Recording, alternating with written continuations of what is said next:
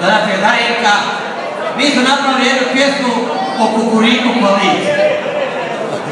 Vi poslušajte da to valja.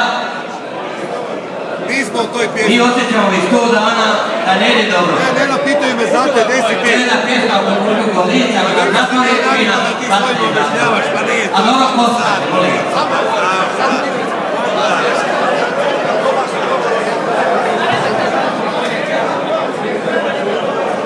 Samo možda draga.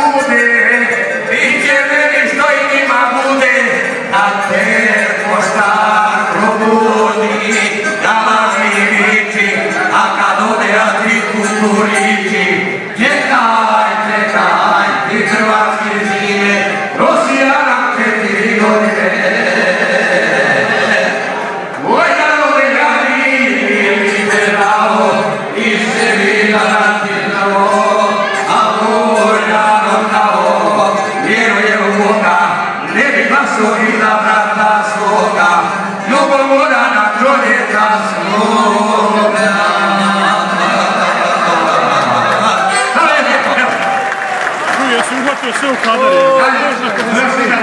Evo tebe. Znaš kad ti Renata Šeper izdođe kod nas sa samcem sestri i donese onaj tablet. A onda Boris kaže, evo ti, ja se sve bojim da ne škicne ovaj tablet, kaže, moram se snimati s ovom, super, tako da. Pa znaš šta, baš je lijepo. Volio bi imati to.